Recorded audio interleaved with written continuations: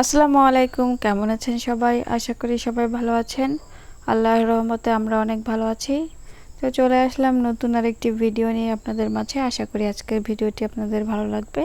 যদি ভালো লাগে তাহলে পুরো ভিডিওটা দেখবেন আর ভিডিও শেষে সুন্দর একটা কমেন্ট করবেন। লাইক দিয়ে ভিডিওটা দেখা শুরু করবেন। আর পুরো ভিডিওটা দেখার অনুরোধ রইল, পুরো ভিডিওটা দেখবেন। তো চলে আসলাম আমি সুমনা স্পেস থেকে, সুমনা আপনাদের জন্য নতুন আরেকটি ভিডিও নিয়ে।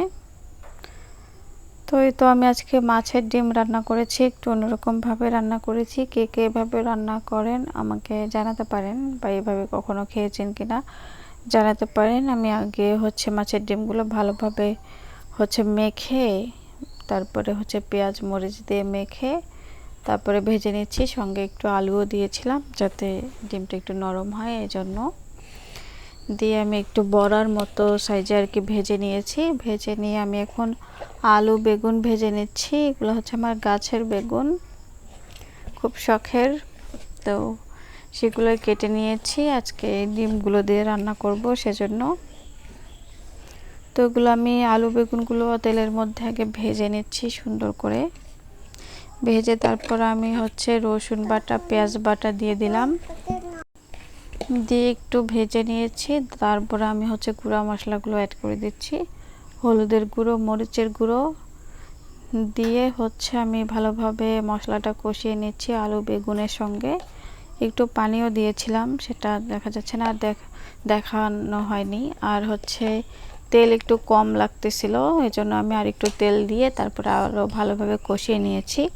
কষিয়ে নেওয়ার পর আমি ডিমগুলো দিয়ে আবার দেখতেই পাচ্ছেন খুব সুন্দর করে আমি কষিয়ে নিয়েছি আলু বেগুন এবং ডিমগুলো একসঙ্গে, যাতে ডিমের মধ্যেও মশলাগুলো একটু যায় ভিতরে। এই কারণে ডিমগুলো আলু বেগুনের সঙ্গে কষিয়ে নিলাম। এরপর আমি তো পানি অ্যাড করে দিচ্ছি। আমি তো ঝোল রাখবো না, একদম মাখা মাখা একটা তরকারি রান্না করেছি। তো এই তো পানি দিয়ে এখন আমি ঢেকে দেবো সিদ্ধ হওয়ার জন্য আলুগুলা। বেগুন তো অলরেডি সিদ্ধ হয়ে গেছে, কষানোতেই গলে গিয়েছে। এখন আলুটা সেদ্ধ হওয়ার জন্য আমি একটু পানি দিয়ে দিছি।